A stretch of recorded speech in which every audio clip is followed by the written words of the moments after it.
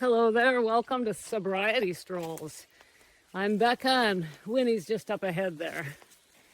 Thanks for joining us today. We just got to the top of the hill and now it's going to level off so I can talk without huffing and puffing.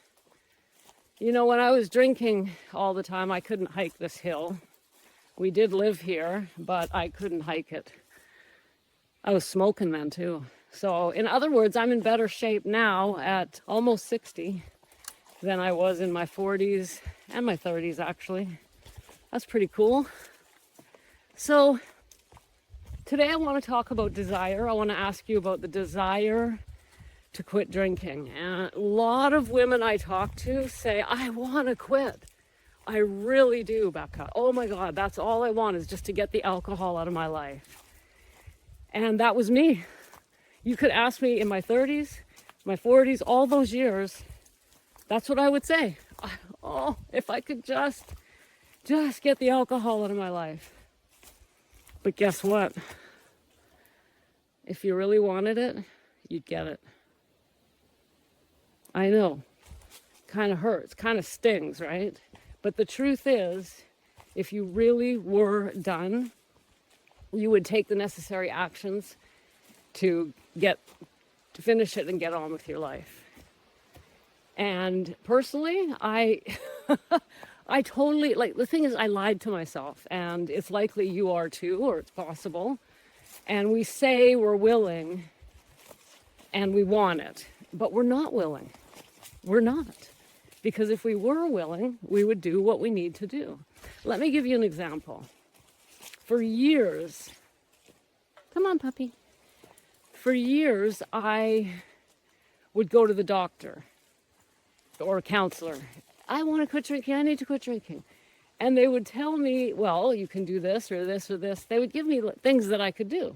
And I wouldn't do them. I'd say, well, you know, I want to get sober. I don't want to sit in meetings. That was one of the big ones for me, because in that era, there was no internet. There was nothing like what I offer. So it was usually meetings, but not just meetings. I did eventually go, still with great reluctance, and that means it didn't work for me. The path we choose, if we go with reluctance, it's not going to work. We're just going to sabotage, right? But there were other things that I could have done. Here's the truth. We want to get sober, but we want it to be easy. We don't want to have to put ourselves too out. We don't want to invest. We don't want to invest time. We don't want to invest money. We don't want to have to take uncomfortable action. We don't want to this, and the other thing. We just, want to get sober. But guess what? Getting sober requires us to take uncomfortable action, do things we might not want to do things. The reason that we don't want to do them is because, here's the thing. We say to ourselves, all I have to do is stop putting that shit in my mouth. And then the problem's solved. And so the idea of investing money or time or doing this or doing that is like, no, I don't have to do all that. I just need to stop putting it in my mouth. Well, if it was that simple, that's what we would do. Why don't we? Because it's not that simple. We just wish it was. It's not about putting alcohol in our body. It's got nothing to do with the alcohol. We have to be willing, if we want to do this right, to overhaul ourselves, to look at ourselves, to have the humility to see where we're unwilling to compromise. It's not easy. It's not hard, but it does require some humility and the willingness to say, okay, I guess I was wrong. That's not a fun thing to say. Who the hell wants to say that, right? But the fact of the matter is, until we're willing to take uncomfortable action, until we're willing to put our lives a little bit out of the comfort zone and just that, this isn't my favorite thing to do, but I guess I better do it. We're just going to keep wasting time and our health and our lives. Uncomfortable truths, but they are the truth.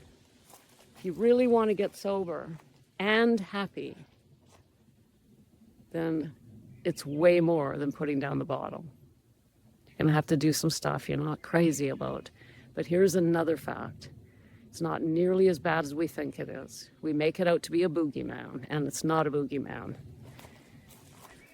The hardest part is starting. The hardest part is saying, I'm in. I'm in. Tell me what to do. I'm in. Once we say that and mean it, the rest is easy. It's gravy. Anyway, sorry to bring you down, gals, but that's the facts. And I want you able to hike up a mountain when you're 60 or 70 or wherever age you're at. I want you to feel so good that hiking up a hill is no problem. But more than physically, I want you to feel happy and contented inside and stop feeling shame and regret and all of those things that we feel when we're drinking. That's what I want for you. And if it means I got to state a few uncomfortable truths, then I'm willing. Because I do love you. I do. Our hearts are connected. See you next time.